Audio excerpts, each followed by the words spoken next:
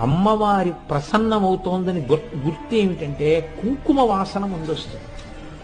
బాగా కుంకుమ వాసన వచ్చేయడం మొదలెడుతుంది.